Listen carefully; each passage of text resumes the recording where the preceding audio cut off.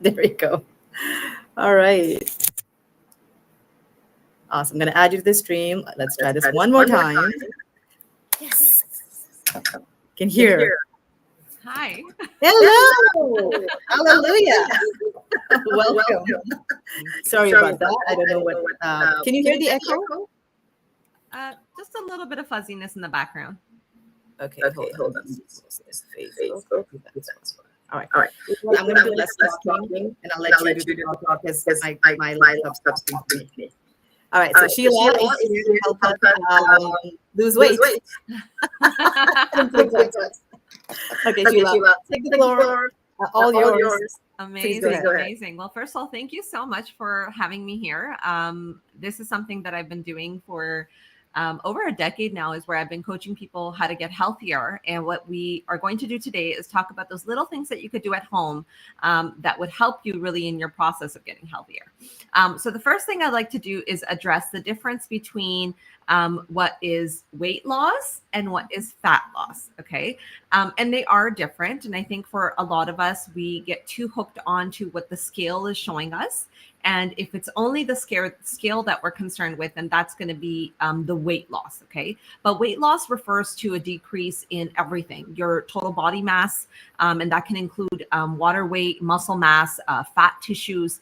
And this is usually what people go for, and they really get hung up on that. But what I want to encourage you guys today is to kind of shift your mindset a little bit and focus on fat loss instead.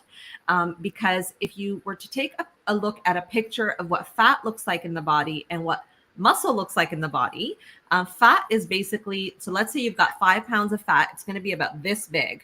My hand's about that big. It's going to be loose and frumpy, and it's going to take up a lot of space inside your body. Versus if you have 5 pounds of muscle, it's probably going to be about that big, okay? And it's going to be tight and lean, and it's going to take up a lot less space in the body.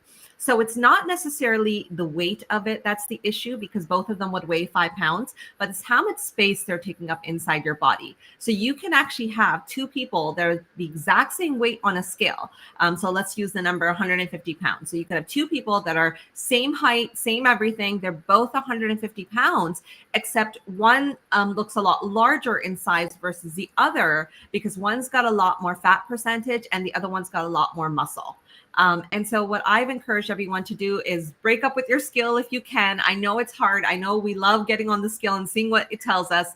But try to break up with the scale and focus on your fat loss, which is where you're going to be actually measuring your inches on your body instead of what the scale is telling you. Okay. So that's number one. So now that that's been addressed, what can we do in our daily lives that would help us with getting to that fat loss, right? One of the simplest things, simple things that I can share with you is something that we call food swapping, okay? Now, food swapping is where you're going to pick one thing in your day. You're going to start with just one, and you're going to swap it with something healthier. Okay, so this is what I also like to call the no diet diet. Okay, so let's say you were to normally have ice cream or pudding. Okay, so instead of having that ice cream or pudding that day, go for a Greek yogurt instead. Okay, if you are normally having a sugary or sweet cereal for breakfast in the morning, swap it out for overnight oats. You can sweeten it with honey, throw some fresh fruit mix inside. So that's your one swap for the day, right? And this pattern can continue. You start with one thing and you slowly can incorporate more. If you're used to having an entire plate of pasta for dinner, instead of having an entire plate, why don't you have half a plate? And on the other half, fill it up with a salad, right? Instead of having your carbonated sugary drink, opt for some water that day. If you're going to have a sugary coffee on the go, make yourself a herbal tea at home, right? Which can be 0 calories. So it really is as simple as that, because when we make these small changes, we drastically reduce the calories that we're taking in and the sugars that we're taking in. So that's one of my first tips. And Homa, feel free to interrupt me at any time if you have any questions. I'm more than happy to answer. Thank you.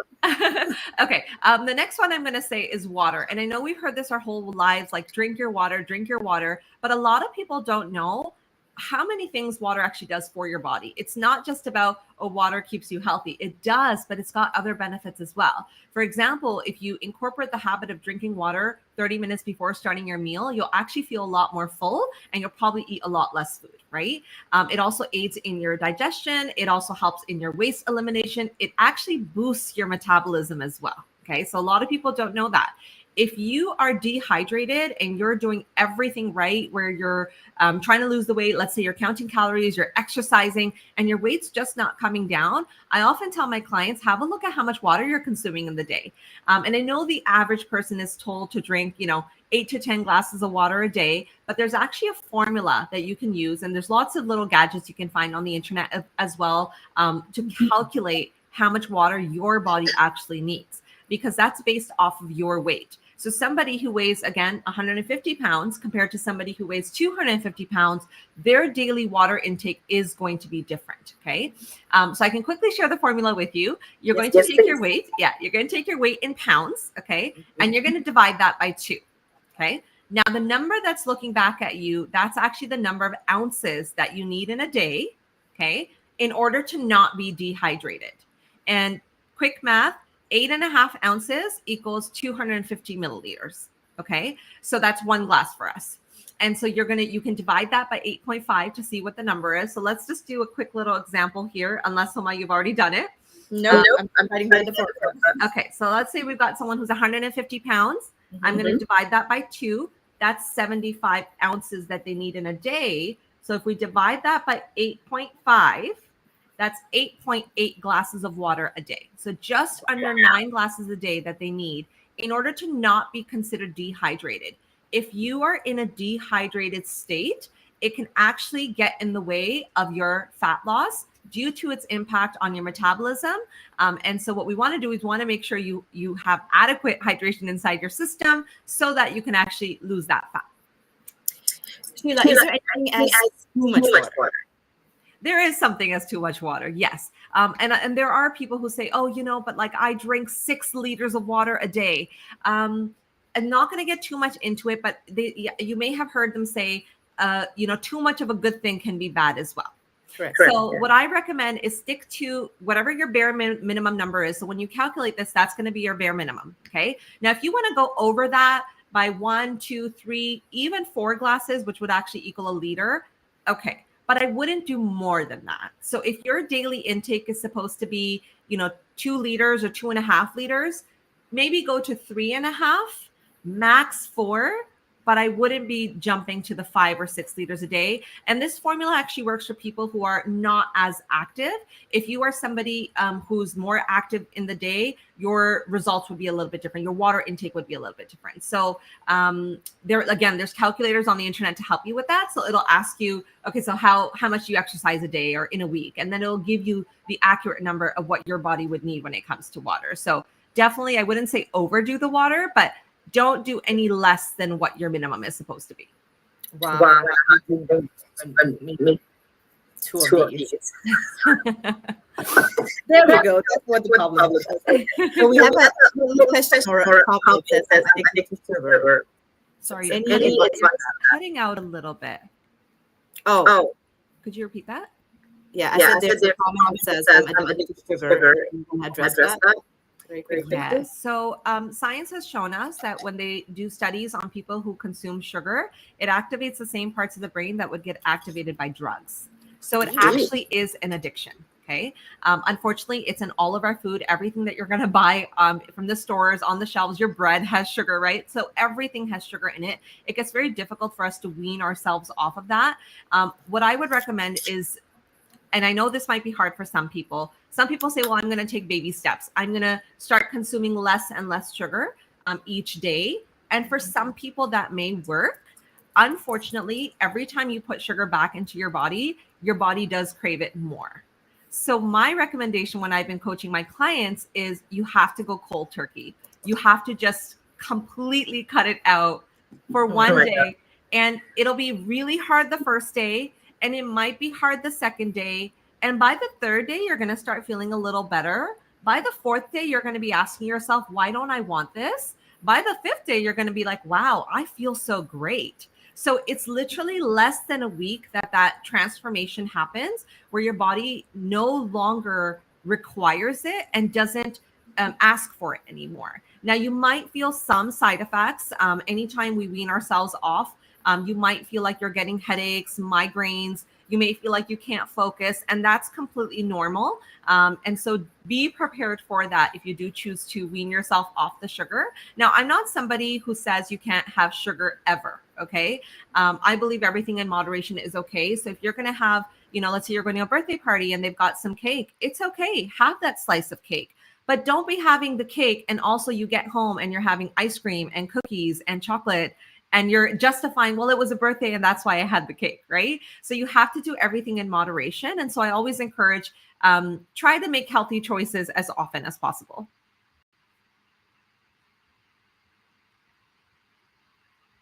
Okay. Any other questions? Oh, I can't hear you, Huma.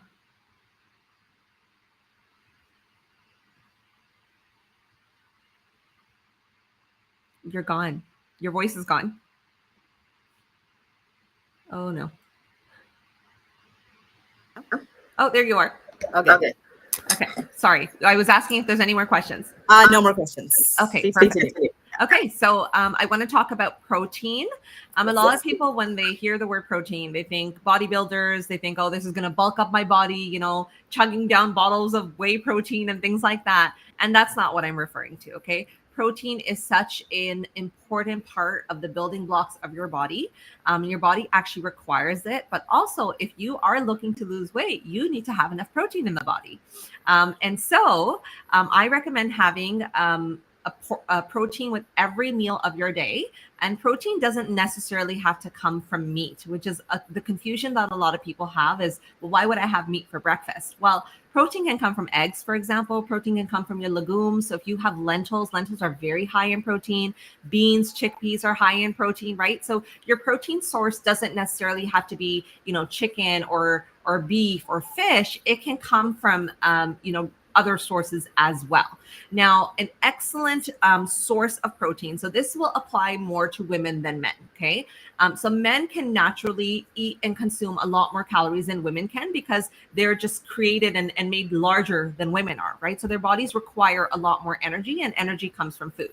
Now, for women, if we have too much of that coming in our system, unfortunately, we're going to start gaining weight very quickly compared to how fast men would do it. And that's just how it is, So the dilemma is that if women start eating a lot of protein from natural sources, their caloric intake goes up way too fast. Okay.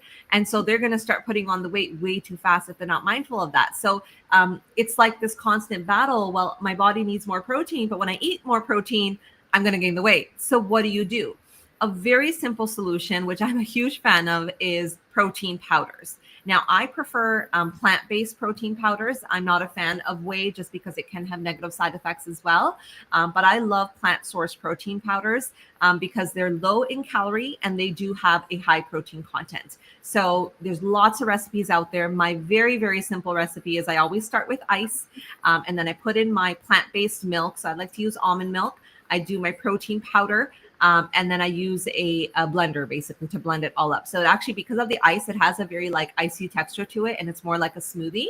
And there's some that taste absolutely delicious that you can find in the market. So that's one of the ways that you can keep your calories down and be able to have more protein coming into your system. Okay, perfect. Can you read the question on the Are you no, I can't. You can. Okay. It says, how much protein per day is needed for meals?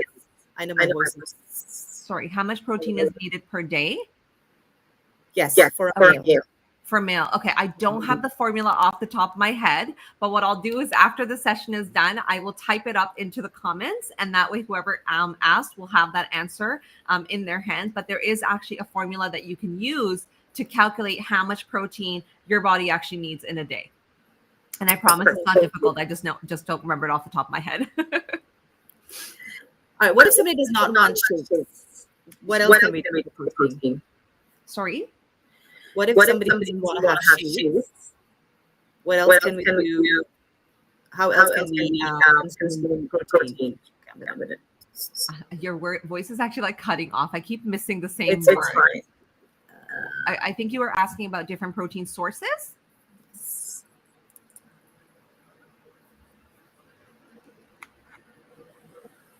Yes.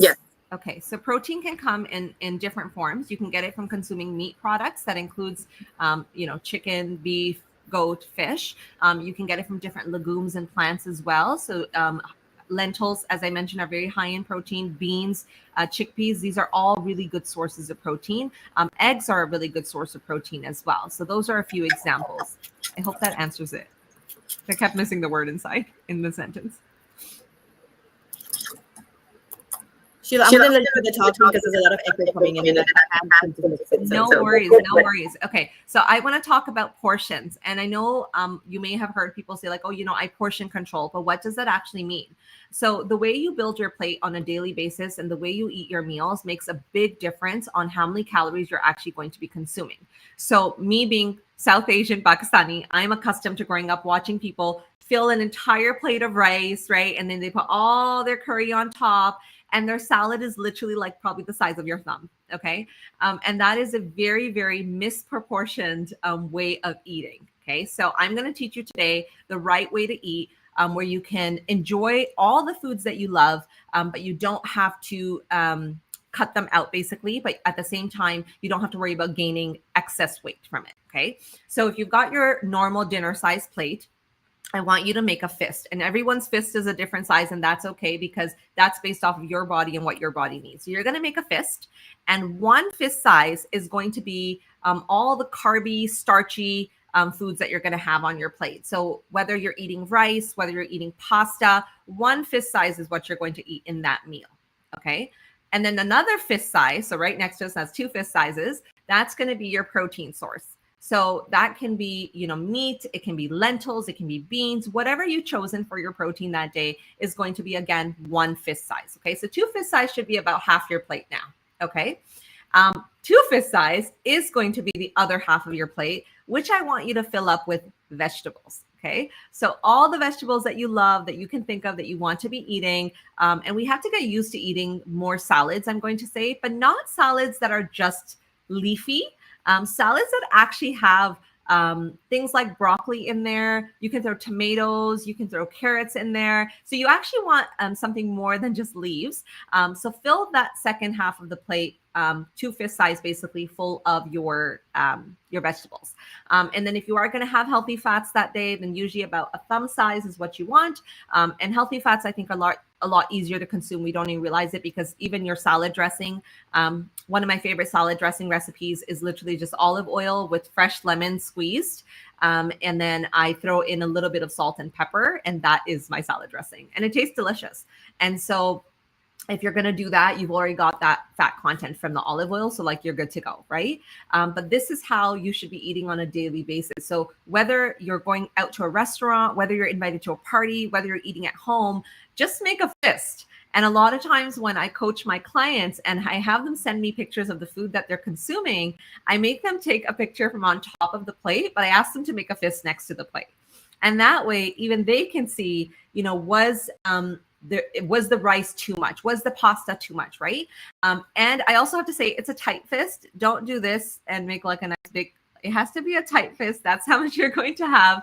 And you get used to eating like that very, very quickly, okay?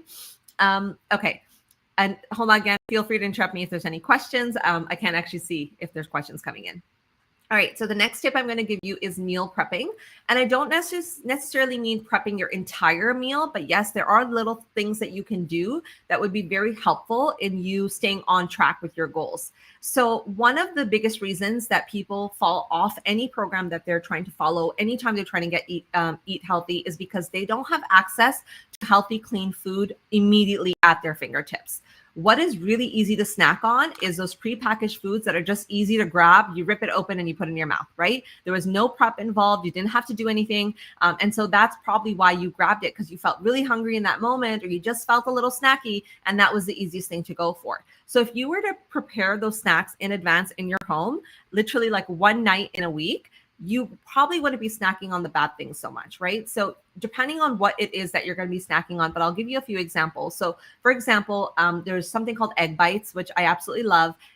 It's the version of an omelet, but it gets baked, and you basically whip up eggs and you throw in whatever you want. So your salt, your pepper, of course, be mindful of how much salt you're using. I do chili pepper in there, and then I do whatever vegetables I want. So green peppers, mushrooms, whatever it is that I feel like having. I've done them with broccoli as well. So whatever you want, and then you pour it into like a silicone muffin pan, and you bake it in the oven. And so these little egg bites, when they're ready, you pop them out and you put them in a Tupperware, and they stay in your fridge. So the next time you feel like you want to have a snack, you grab an egg bite. It's high in protein, and it's actually good for you, and it tastes delicious. So little things like this will help you if you have those snacks on hand. I've done little chocolate treats made from protein powder and coconut oil, and I add brown rice crisps inside of it. So the recipe is super simple. I have it on my old YouTube channel, but it's basically protein powder that you mix with coconut oil, so it's nice and runny. And then you add your brown rice crisps, which you can find from the cereal aisle. It's nothing but brown rice in there. That's the ingredient. And you pour it into the little muffin tray again, but it's a silicone one, and you pop it in the freezer. And once it's frozen, it stays in the fridge. You put it in Tupperware, and anytime you feel like you want dessert, you just pull one out and have one of those. And they're delicious. They taste like chocolate, I guess, depending on what brand of protein powder you use. But I've made these for years, and they stay in my fridge. And when my kids bug me and say they want to eat something unhealthy, here, you can have one of these, because I know it's actually good for them. They don't know that, but I know that. So little things like this are going to help you when it comes to meal prepping. You can have a day in the week where you set aside and you decide, okay, today I'm going to prep the chicken for the week, or, the rice for the week. And I promise you, it doesn't go bad, right? You can have that sitting in your fridge for a few days and still be able to consume it in a healthy way. But at least the food is ready now, right? So you're less likely to grab fast food on the way because, well, in the back of your head, well, I've got food in the fridge. I still got to finish that, right? So that's another tip. Okay, so I want to talk about timing of when you eat your meal. So number one, how many meals a day should you be having? So I alternate between the word meal and snack, just depending on how much food it was. So if it's a full plate, I call it a meal. And if it's smaller, like I guess your fist size or around that, I call it a snack, okay?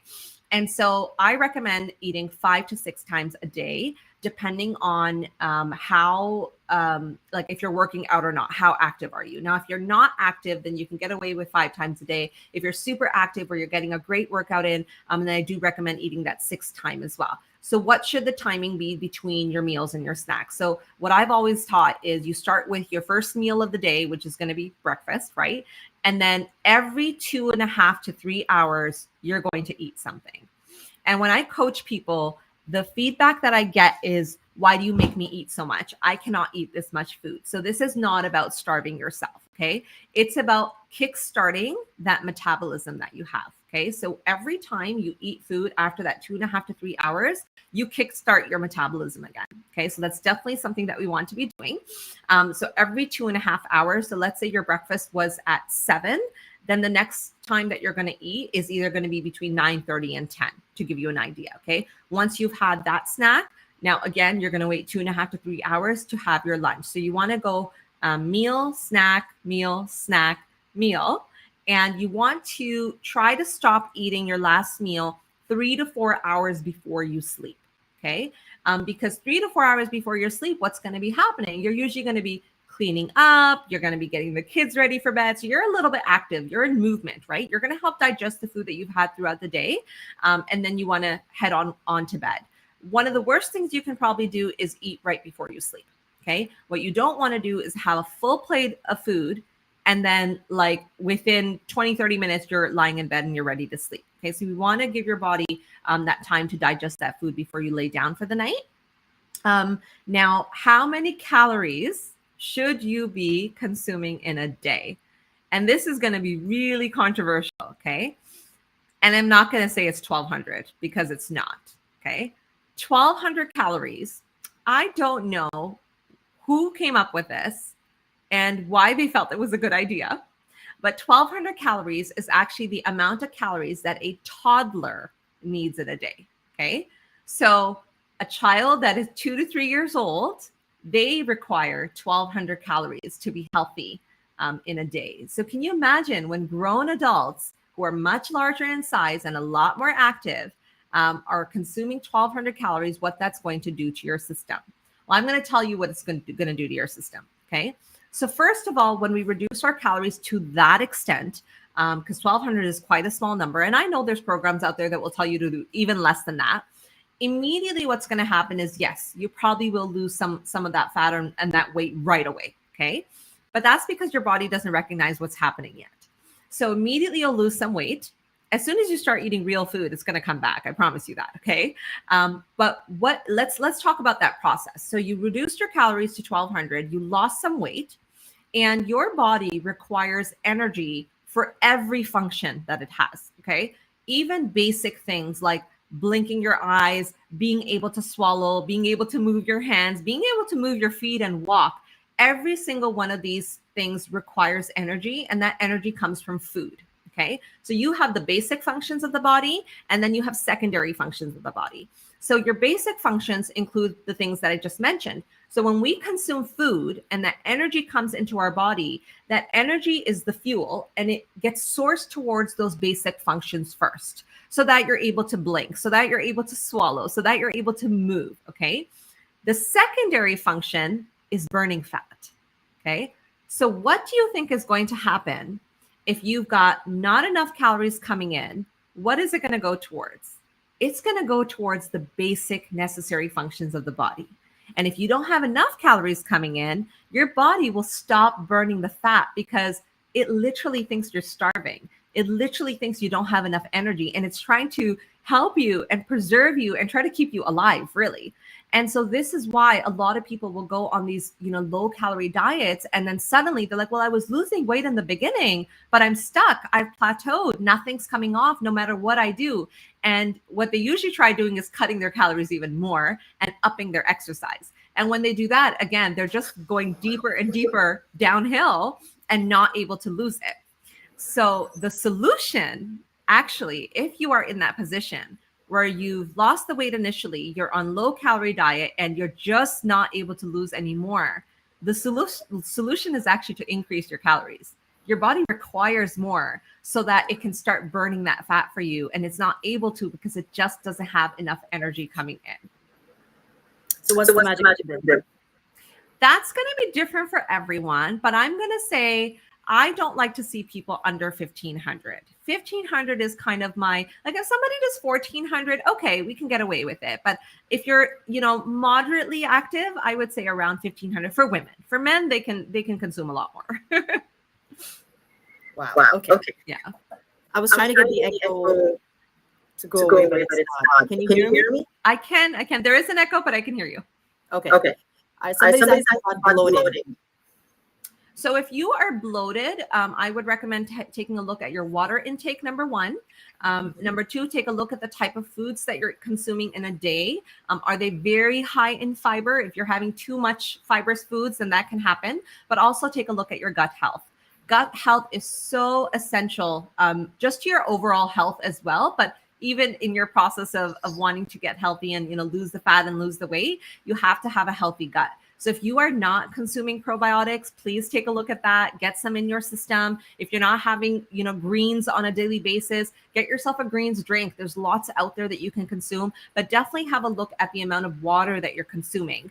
And all of those are going to contribute to your gut health. Now, it could also just be inflammation, because sometimes we mistaken bloating for inflammation. And if you've got inflammation happening in the body, again, we're going to take a look at your diet.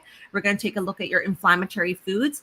Gluten, dairy, and sugar are three of the biggest culprits when it comes to inflammation.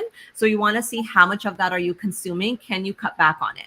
So if you are somebody who eats rice and flatbreads and chapati and roti every single day, you're going to want to cut back on that, because your body is telling you, I'm not happy, something's wrong, right? So our body has a way of talking to us, and bloating and inflammation are one of the first signs of that. So I would say you're going to have to take a look at your diet, but definitely take a look at your gut health.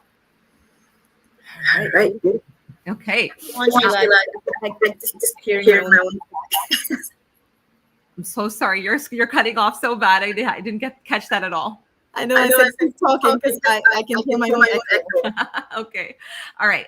So how are you going to track that you're actually on track with your weight loss journey? I promise you it's not the scale, because right in the beginning I said try to break up with your scale. Again, I know it's very addictive, and a lot of people want to see that. They want to hear about, okay, I've lost this many pounds or this many pounds.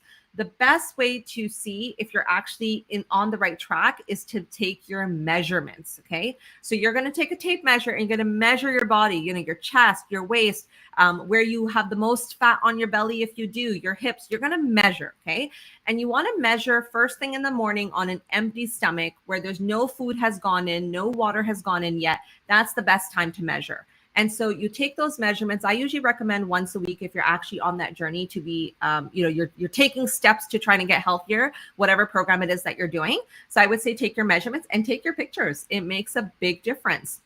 When you're taking pictures, I recommend fitted clothing, clothing that doesn't fit you very well. And try not to use dark colors because they can actually kind of give you a different, like you may think that you've lost more than you have. So I say colorful clothing is best, but try to use fitted clothing, but take those measurements and take those pictures because it makes a huge difference. If you are somebody that likes to weigh yourself often, or even if it's once a week, again, you want to do it on an empty stomach, first thing in the morning when you have not consumed any food yet. And you want to do that the same time again. So if you're doing it once a week, and let's say you chose 7 a.m. in the morning, then the next week it's also going to be 7 a.m. in the morning on the empty stomach again. Okay, so I want to talk about the order of food that you're going to eat your food in. Okay, so this is called meal sequencing, and it's something that is really cool because of the way your body is going to digest those foods, and it's going to actually help you in not only digestion, but in your weight loss journey as well. Okay. And so what you're going to do is you're going to start with drinking your water. So again, I had recommended you're going to drink your water 30 minutes before you start eating your foods. Okay. And this is going to reduce the consumption of like excessive calories. The next thing you're going to do is on that plate that I spoke about, where you had a fist of your starchy foods, let's say it's rice, a fist of your meat, and 2 fists of your vegetables. So first you have your water. Then the second thing you want to eat is your vegetables, actually. So you want to finish off the entire side of vegetables. The next thing you want to do is consume any protein or fat that you had on that plate. So probably that meat source or whatever protein source you had on the plate. And then finally, you're going to eat your carbs last. Okay. So this actually reduces insulin spikes. So it will help you with that as well. But it is going to, so what happens is when you're eating your carbs last, you've already filled up on the other foods. So the vegetables that you ate, the protein that you ate, it's already filled you up quite a bit. So you are more likely to eat less carbs when you eat it last on the plate. And that requires a little bit of a mindset shift because a lot of us are accustomed to going right into the carbs first. And it's not what we want to do. We want to be eating those last. And so that's another tip that I can give you. Now, you're probably wondering, I'm talking about carbs. And I know there's a little bit of, I would say, talk in the town about not eating carbs. You know, how you shouldn't consume carbs and that they're not good for you. Well, there's good carbs and there's bad carbs, right? But carbs are actually your body's main source of fuel. It's where you get the most energy, okay? So when you eat carbs, your digestive system begins to break them down. And then your bloodstream is actually going to absorb those carbs, which is what we would call your glucose or your blood sugar level. So if you have extra glucose, your body is going to store that in your muscle or your liver. And then when you max out on your glucose storage in those places, your body is going to then start converting that extra glucose to fat. Okay. And this is the dilemma, is that, you know, eating carbs, is it ideal for somebody who's trying to shed the fat? Okay, so there's different kinds of carbs. You've got good carbs and bad carbs. Very easy to recognize which is which. A bad carb is basically like all your sugary foods, right? Like your cake and your cookies and things like that. Those are bad carbs. But there's good carbs as well. And, you know, people will say, well, you know, I don't eat rice. It doesn't mean you can't eat rice. Okay, and I'm going to teach you how you can eat your rice, your pasta, your roti. You can have all of these foods, even every single day, but there's a healthy way to do it. Okay. So what's the healthy way to do it? We're going to use science in our favor. So you are not going to consume these foods fresh off the stove ever. Okay. Let's say you cooked a pot of rice. You are going to move that rice for yourself. Of course, your family can eat it fresh if they want. You're going to move that rice into the fridge for 24 hours before you're going to eat it. Okay. So whether it's rice, whether it's pasta, bread, potatoes, any type of, high in starch carbs, you're going to move into the fridge for 24 hours. Okay. Why are you going to do that?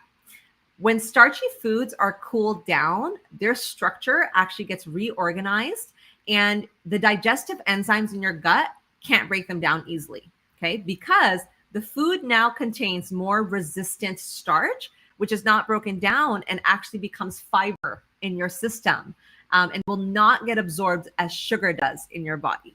Okay. It's really cool. This is science. So when you eat carbs in this cooled and then reheated state, your blood sugar actually won't spike the same.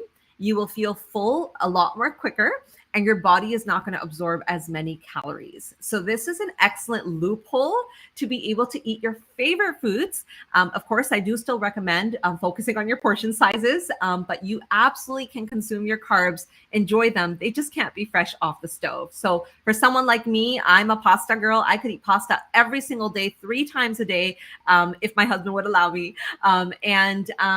This is how I do it. I cool them down and I eat them, and I enjoy that meal with zero guilt. Okay. So that's a little bit about carbs. Now, I do want to touch a little bit on hormones, okay? Because I have been there, my clients have been there, where you're doing everything right. You are eating clean, you're focused on your calories, you know how to do the portions correctly, you're eating your carbs last, like you're doing everything you're supposed to be doing, you're exercising, and still you can't lose the weight. Still, there's all this inflammation and everything that's going on in the body. Why is that? That's because of hormones. And when we think of hormones or talk about hormones, sometimes people will think that we're referring to, when somebody is going through puberty, or when somebody is going through menopause or perimenopause, or, that person just has hormonal issues, like you don't actually know what we're referring to. But what's really interesting is hormones affect the entire body. And it's not just about somebody who has PCOS or somebody that's going through menopause, for example. Okay. So hormones are something that you have to balance, because they're not just connected to your weight, but they're connected to your thyroid levels, your blood sugar levels, your leptin, your cortisol, your ghrelin. And these can actually further impact your blood pressure, your cholesterol, even how your skin behaves. So it's all like a very deep web of connections. Okay. So it's super important to be managing your hormones, because what it does is it'll control your appetite. It'll eliminate any fat stores that you have, reduce any cravings or hunger pangs you're getting. When our hormones are balanced, we can boost our metabolism, improve our digestion. You'll have more energy. Your mood will be stabilized. So all of this is required when we balance our hormones. So that's something that I definitely want to touch on, is that if it's not something that you have already started doing, then start addressing this. There's lots of ways out there that you can speak to your doctor, of course. I personally use a homeopathic solution to balance my hormones, because believe it or not, despite coaching people for over 10 years on how to get healthy, how to lose the weight, giving them all the tips, monitoring their food, I fell into that. And it was very frustrating being a health coach, thinking, why am I stuck? I'm doing everything right. All the boxes are checked, and I'm working out 5 days a week, and I'm counting my calories, and I'm getting my protein. I have my water intake, and yet the weight is not budging. And I think my first indication that something was off was I started getting acne again, and I'm 37 years old. So I'm like, where is this acne coming from? Like, I'm not in high school anymore. I shouldn't have to deal with this, as an adult. But my acne started coming back. And so I'm monitoring my food, thinking, is it something I'm eating? Like, what's triggering my skin to do this? And then I think the second realization was how I noticed when I was waking up, my face was really puffy every morning, but my hands were puffy. And so I'm wearing my ring today, guys. I'm going to show you something. My ring is now spinning again. I could not do this before. Okay. My ring stopped spinning, and I had trouble putting them on and off because of how swollen my fingers were looking. And I just remember looking down at my hands thinking, something's wrong. Like, it's not supposed to look like this, right? And so, of course, I did go to my medical practitioner, and we tried to get this hormonal issue addressed. And I was told that there's nothing wrong with me. And at most, I was offered contraceptives, because if you want to fix your hormones here, take a birth control pill. And that wasn't something I was comfortable doing because of the side effects that are associated with that. So I decided to look for a more natural route for that. And I have, I'm now using a homeopathic solution that has helped balance my hormones. And the first thing I noticed was the inflammation. So the weight part is great because yes, when you balance your hormones, your body is able to release that excess fat that has been hanging on to for so long. But for me, it was the inflammation because I'm waking up and I no longer have a puffy face. And my rings are fitting me again, right? So you see it in your entire body. So definitely, if you are somebody that has issues with whether it's something where they actually call it hormonal, like PCOS, or you're going through perimenopause, or you got thyroid issues, anything like that, even if you're somebody who's diabetic, I would definitely recommend that you look into your hormones and find a solution for yourself that works for you, where you can balance those hormones so that you can have a better quality of life. Like, we all want to lose weight, absolutely. But why do we want to lose the weight? It shouldn't just be for aesthetic reasons. It's because you want to be healthier on the inside so that you're living longer, healthier lives. You can be there for your kids. You can be there for your grandkids, right? And you want to have the energy to enjoy with them. Okay. Are there any questions? There are, but I don't know if you can hear. I can hear you, yeah. Okay. So can you please discuss intermittent fasting for women? So intermittent fasting is actually pretty great. It's not something that I'm against. I think if you're doing it and you're doing it right, you're probably going to see a lot of benefit to it. I just wouldn't do it for 6 months out of the year. Okay. So it comes back to the same thing again, everything in moderation. Intermittent fasting should not become your lifelong lifestyle choice. If it's something you want to do for a month or two because you're trying to kickstart your system, that's okay. Go ahead. But if you're being told to do that for the rest of your life, there's an issue there. Okay. So it's not something that you should have to do long term. But if you want to do it short term, definitely it is actually healthy for you, and it does kind of reset your system. So I would say go for it. And Sheela, contact. You're cutting out again. Contact. I'm so sorry. I can't hear you. Your contact. My contact information. Oh, okay. You can find me on Facebook under my own name, Sheela Mulliks. Hit, and send me a friend request.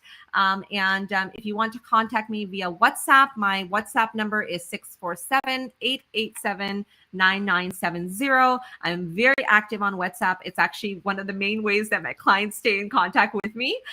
So I am on WhatsApp all day long, giving coaching tips and guiding people. And so feel free to reach out to me on WhatsApp if you don't want to do it through Facebook. I was trying to read the comments on the video and I can't. So if there's any more, feel free to tell me.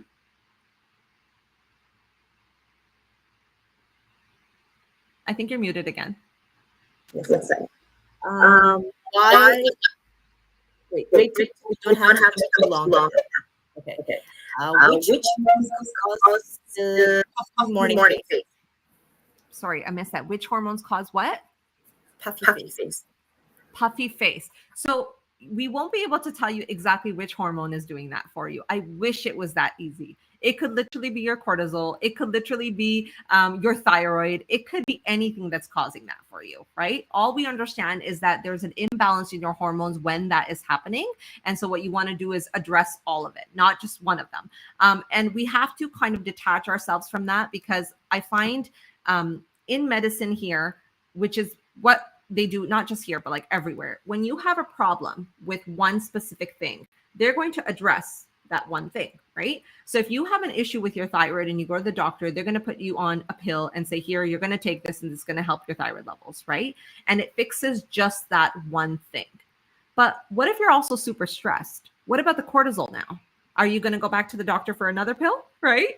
And so this is why I looked for a solution that would help your hormones overall, because if we're running to the doctor for each little thing, guys, you would be on 50 pills, right? And so I think it's a lot smarter, in my opinion. Again, I'm not giving medical advice. If you have a medical condition, please go to your doctor and address that with them. I'm not here to give you medical advice, especially if you have a serious health condition. So please go speak to your medical practitioner. But what I have done for myself, and what I do recommend to my clients, is try to find a solution that helps you overall for all of your hormones, not just specifically for one.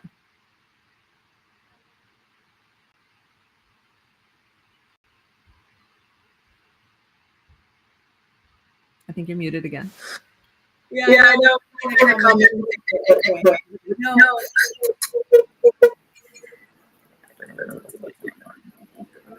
Can you move your phone away from? I think you're on your laptop, right? If you move your phone away. Yeah. Yeah. Okay, hold on.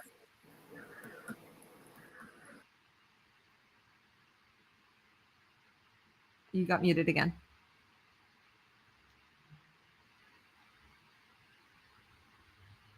Okay. Nope. Still the same. Oh, that's okay. Information. Yes. Okay. So far, so good. I'm going to wrap this up. Sheila, that information is amazing. Thank you so much for having me. Your contact information is online. If you guys are watching on YouTube, please ask us and we'll try and get back to it as soon as we can. Sheila, do you want to just wrap this up for me? So, guys, thank you so much for having me. It was an honor being here. And I hope you guys were able to take away at least something from today's session. So start with just swapping one food a day. I promise you'll feel so good when you're doing that because you know that you're doing something good for your body, right? And again, if you have any questions at all, feel free to reach out to me. I'm more than happy to help you. Thank you. Thanks, guys. Have an awesome day. Thank you, Sheila. Thanks. Take care. Bye. Bye.